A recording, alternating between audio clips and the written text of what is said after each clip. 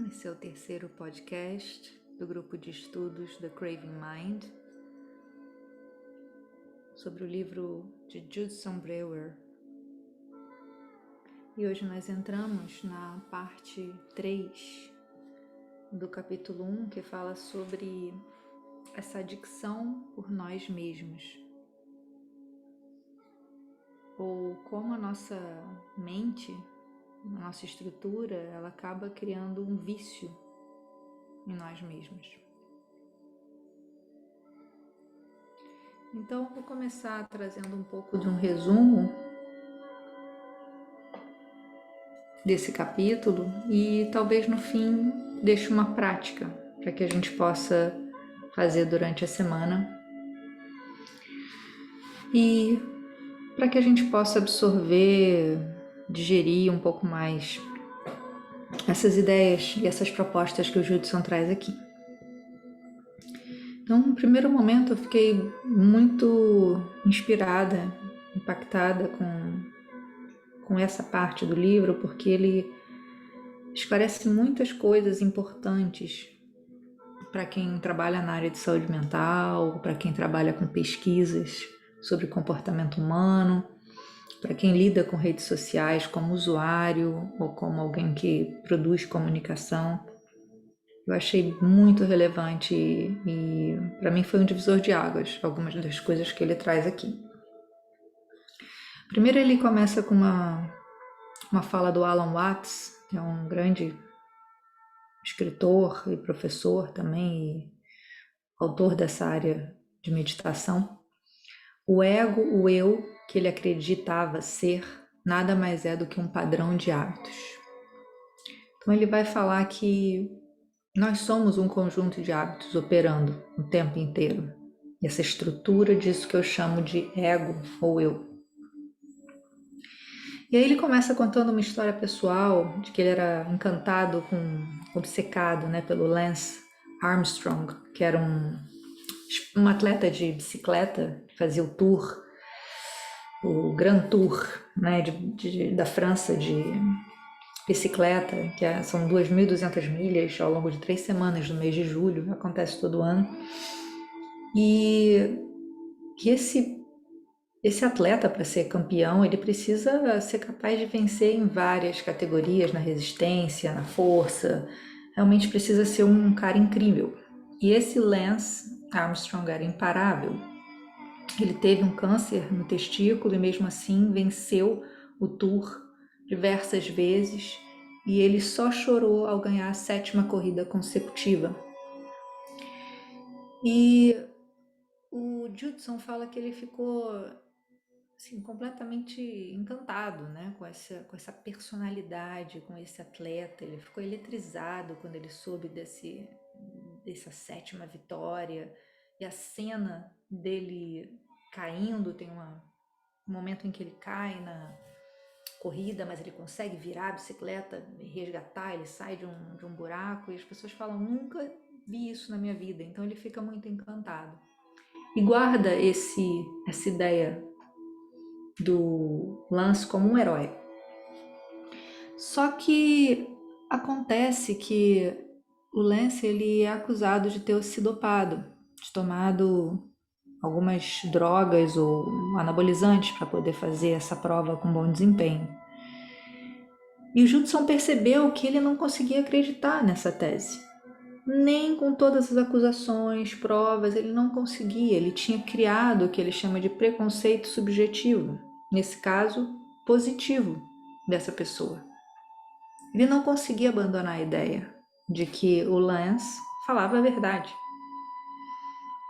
E esse vício repetitivo, mesmo que a gente tenha consequências adversas, o vício de querer que algo seja verdade, está dentro desse padrão que o Judson nos ensina aqui, o vício de repetir uma experiência agradável, agradável, agradável.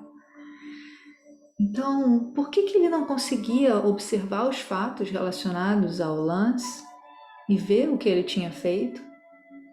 Por que ele fechou e ficou cego para essa nova realidade que surgiu? Então ele começa a falar sobre o conto dos 2 eus. para explicar um pouquinho essa ideia desse nosso eu. O que o nosso eu faz, né, quando ele cria esse preconceito subjetivo que não permite olhar a realidade. Ele começa falando do Prasanta, que é um companheiro dele de laboratório, um indiano, que meditava e que achava bem interessante o trabalho dele com meditação. E o Prasanta era especialista em ressonância magnética. Ele usava essa ressonância para perceber uma série de detalhes no fluxo sanguíneo das pessoas. E ele também usava uma espécie de simulação de dados para conseguir otimizar as pesquisas. Então ele criava um simulador que conseguia checar qual é a tendência de acontecer numa determinada pesquisa. Então essas simulações do Prasanta ajudavam muito, porque muitas vezes uma pesquisa precisava saber uma tendência, né? Então você ter uma simulação ajuda a chegar num estudo, num resultado. E aí o Judson explica que o nosso cérebro ele é muito bom de simulação. O tempo todo, quando nós estamos dirigindo numa estrada, e a gente vê que vem vindo um caminhão, a gente precisa simular, saber qual a distância que eu estou do caminhão, qual é a velocidade que eu estou. Então a gente está o tempo inteiro simulando comportamentos das pessoas, o que vai acontecer na cena de um filme. E essas simulações são úteis, a gente está sempre prevendo o futuro. A gente testa cenários. Isso pode evitar até causar um acidente. Porém, nesse texto, ele fala sobre a capacidade de fazer previsões e a capacidade também de errar nessas previsões. Então, ele fala como às vezes a gente simula algo distante no futuro e esse algo distante ele perde em precisão. Eu não consigo ter certeza do que vai acontecer. Por exemplo, um jovem que está nos primeiros anos de escola, como é que eu vou prever se ele vai fazer medicina, direito, se ele vai ser um gestor financeiro, se ele vai trabalhar num jardim, ser jardineiro? Porque ainda existem muitos fatos que podem mudar essa história. E é aí que entra esse viés subjetivo, que é esse preconceito ou essa crença numa só ideia que ele fala anteriormente. O nosso preconceito subjetivo, ele não vai fazer o mundo se conformar com a nossa visão. Ele pode nos levar para um caminho errado, como quando agimos achando que algo vai acontecer. Por exemplo, eu entro numa reunião e acho que as pessoas vão ficar contra mim. E aí eu posso me tornar ainda mais agressiva, fechada, né? Porque eu estou com medo daquela situação. Isso eu estou sendo levada por um viés subjetivo, um preconceito subjetivo. Então ele vai explicar um pouco mais como é que isso se constrói. Por exemplo, a ideia do atleta, do Lance Armstrong. Ele realmente venceu as corridas, ele foi um grande atleta. Na cabeça do Judson, ele foi o exemplo perfeito do sonho americano. É uma imagem linda, é um ícone, é um herói, idealização. Perfeito. Um outro ponto que ele vê é que o Lance tinha uma reputação de ser uma pessoa grosseira, uma pessoa que não era legal. E na interpretação do Judson, ele leu, ele é só competitivo, as pessoas ficam com ciúme dele, por isso falam mal dele. Depois teve um outro fato, ele usou drogas para melhorar o seu desempenho. Ele foi num programa de televisão da Oprah e falou que usou drogas. Mesmo assim, não é possível. A interpretação do Judson foi, estão querendo pegá-lo, estão querendo persegui-lo há anos. Ninguém pode provar. Então, mesmo nessa cena dele falando no programa de TV e assumindo, foi difícil para o Judson perceber a frustração dele, de que ele achava uma coisa e a confissão disse outra. Então, esses óculos do preconceito se desfizeram e é como se ele ficasse sóbrio. O desencantamento aconteceu, ele já não ficava mais encantado quando via o Lance Armstrong. E isso acontece, por exemplo, quando alguém para de fumar. A pessoa já não se encanta mais com aquele ato, com aquele sabor, com aquela substância, porque viu a realidade por trás daquela experiência. E a segunda parte desse relato, o Judson fala da superestrela do filme, eu mesmo. Essa estrela do filme que sou eu, o personagem, o centro do universo, a pessoa mais importante do mundo e que gera esse autoenvolvimento voraz de nós mesmos com as nossas histórias. Histórias dentro da nossa cabeça. Então, o que aconteceu? Ele fala que como esse processo de se tornar o centro do universo é estabelecido. E aí ele vai falar um pouquinho do Alan Watts, da descrição do ego, feita pelo Alan Watts. O ego, para os filósofos orientais, é o eu que eu acreditava ser. Ou seja, esse eu que nós acreditamos que somos. Quem é o eu que você acredita ser? Quanto de preconceito subjetivo tem nesse eu que a gente assume para si mesmo? E ele fala que isso acontece porque a gente fixa uma imagem de pessoa, uma crença que vai sendo reforçada porque a gente se cerca de pessoas e situações que provavelmente apoiam a nossa visão de nós mesmos. Nós somos realimentados o tempo inteiro, fortalecendo a ideia desse nosso eu. Seja porque a gente tem um emprego que diz isso de nós, um parceiro que diz isso de nós, uma propriedade, uma casa, uma família ou amigos que nos identificam como esse eu. Então ele fala da historinha do suéter, né? Eu vou comprar um suéter no shopping com alguém. E aí eu vou botar o suéter, vou pegar e vou perguntar: ficou bom em mim? Você gostou? E a pessoa fala: sim, é esse que você tem que levar. Então, esse é um reflexo desse feedback positivo que eu preciso, né, para conseguir, digamos, reconhecer e aprovar uma decisão com base na opinião de uma outra pessoa. Ele fala dos pais, quando a gente tira a nota A e o pai fala: parabéns, meu filho, parabéns. E sempre que eu mostro a nota A, o papai diz parabéns. E aí ele mostra como cada vez que eu recebo um elogio, que um amigo fala que tá bom, isso dispara dopamina. E mais uma vez o registro nos centros de recompensa no meu cérebro de macaco me fala: isso é bom, guarda essa lembrança, repita, repita, repita. Como o macaquinho que ganha o sumo, quando ele faz uma coisa boa. Ele é um padrão de hábitos. Os hábitos nos fazem repetir. Só que aí no final ele vai trazer um pouco das personalidades patológicas. Ele vai falar de transtornos de personalidade que são frequentemente descritos como formas não adaptativas de viver. Pessoas que não se adaptaram a viver na condição humana.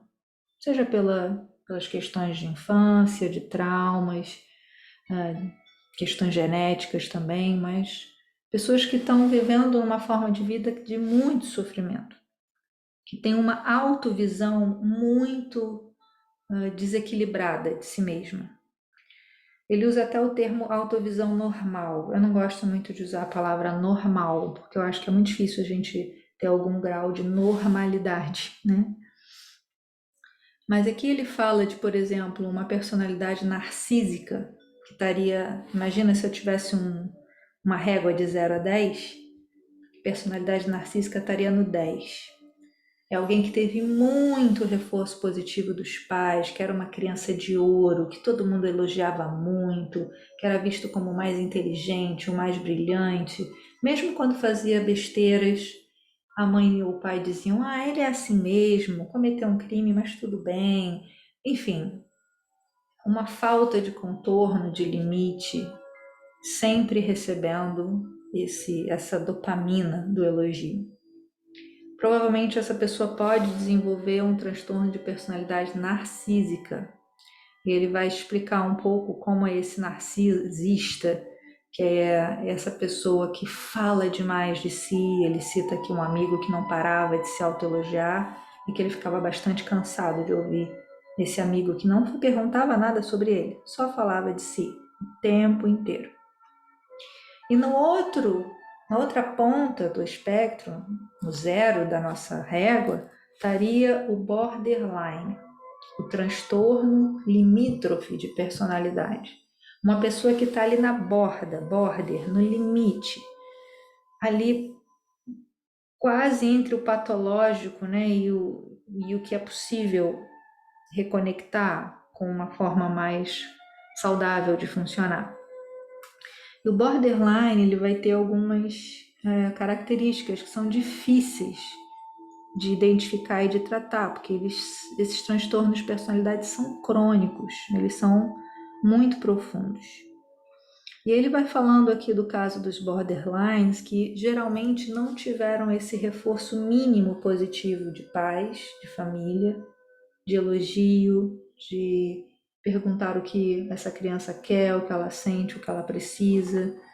E eles crescem com uma fome muito grande de serem relevantes, de terem esse feedback do outro, de que eu sou amado, eu posso estar seguro, eu sou relevante, eu sou especial. Então são pessoas que muitas vezes querem muito do outro. Uma relação amorosa, eles dão muito, são muito amorosos, mas exigem demais e uma hora o outro cansa. E essa pessoa entra em pânico, porque se sente completamente sem chão, não tem recursos internos. Então, pessoas que viveram muita negligência, muito abuso, pessoas que eram machucadas, que nunca sabiam quando o pai voltaria ou a mãe para abraçar ou para bater neles. E são pessoas que anseiam muito pela recompensa. Então é possível que elas não tenham limite, elas querem falar mais além do horário, elas querem uma sessão extra, elas querem continuar depois que o horário termina, elas vão ligar e pedir mais o tempo inteiro, em qualquer relação delas. E ele fala desses pacientes que ele ficava exausto. Ele não conseguia dar limite, sempre aumentava o tempo. E aí ele fala de outras formas de você lidar com essas personalidades, de maneira que você dá contorno, dá limite, tem horários, e que você pode apoiá-los a amadurecer essa parte dessa criança interna que não conseguiu se reestruturar e que busca desesperadamente por segurança. Não é mais hora de botar band-aids, né? Agora é hora de realmente colocar uma pressão nesse ferimento para evitar que ele pare de sangrar. Ele fala isso aqui. Enfim, então vale a pena ler, principalmente essa parte final, toda a parte do borderline, eu acho que todos nós devemos ler, porque é muito interessante. E esse olhar de que todos nós podemos ter um fragmento desses comportamentos. Todos nós somos alimentados pelas mídias sociais para nos comparar com os outros, às vezes controlando como as pessoas que a gente ama se comportam nas mídias sociais. Muita insegurança, muito medo. Se recuarmos e olharmos cuidadosamente para ver o que está falhando em nós, na leitura da nossa bússola, às vezes a gente simula comportamentos dos outros baseados nos nossos preconceitos. Será que é possível a gente parar de alimentar o fogo do nosso ego? Só porque pensamos que somos tão maravilhosos não significa que realmente somos, diz aqui o Kurt Vonnegut, no romance Hocus Pocus. Então ele coloca no final, atenção, não alimente esse ego dessa maneira, querendo controlar, querendo se alimentar do outro. Vamos aprender a achar novos recursos. Não vamos acreditar tanto nas nossas simulações mentais, nas nossas crenças cegas. Então, uma pequena prática para que possamos terminar esse momento. Podemos sentar numa postura confortável, ajustar a nossa coluna, a nossa cabeça, repousando as mãos sobre as nossas pernas. E durante os próximos 3 minutos, vamos apenas pausar e relaxar, aqui e agora, no momento presente.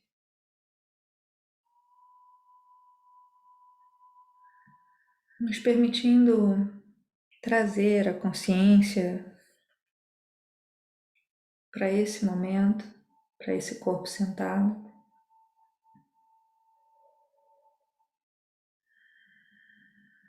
Fazendo algumas respirações naturais, deixando o ar entrar e sair.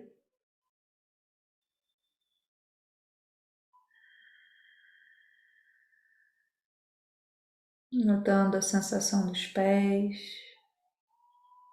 das pernas e do quadril apoiados aí na cadeira, no solo.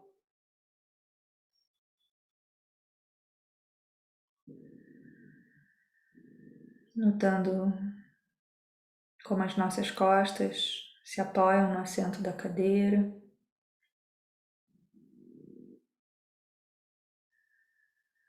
E como as mãos descansam nas pernas sem precisar fazer nada nesse curto espaço de tempo.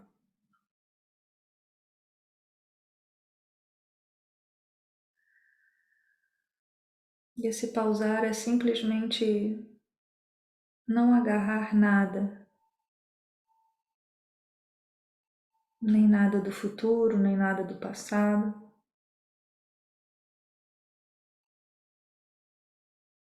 Descansar aqui com gentileza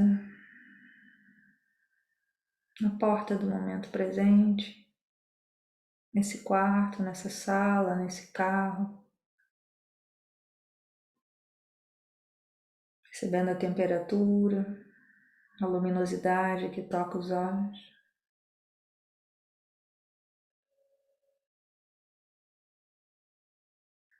E convidando esse relaxar, esse amaciar, esse acolher. Notando qualquer tensão no rosto, nos olhos, na boca.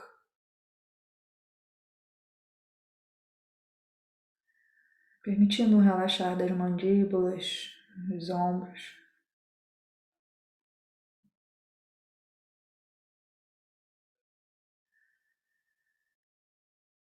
E notando se esse convite de pausar e relaxar contribui para alguma presença,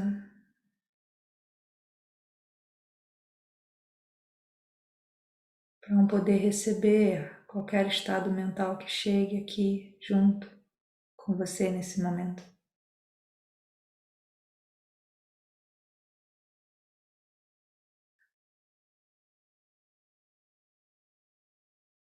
Pode haver calma, tranquilidade ou agitação.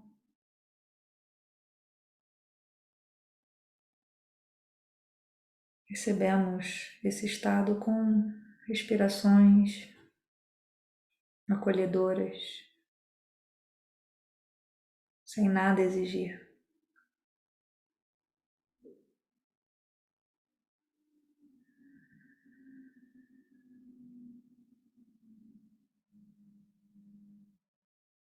E terminando esses 3 minutos, vamos ouvir o som do sino que toca os nossos ouvidos.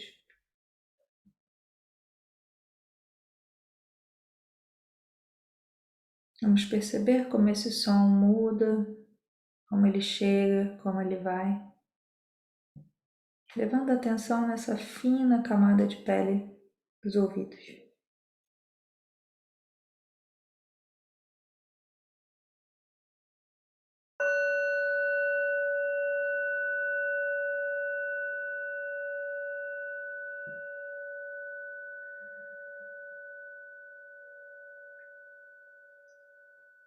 E lentamente, fazendo algum movimento que o seu corpo precise. Se quiser espreguiçar, abrir os braços, massagear o pescoço.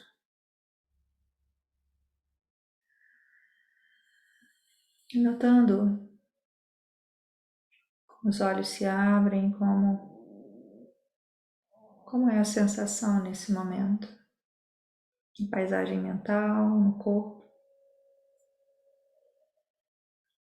Lembrando desses 3 minutos e quem sabe refazendo essa prática todos os dias,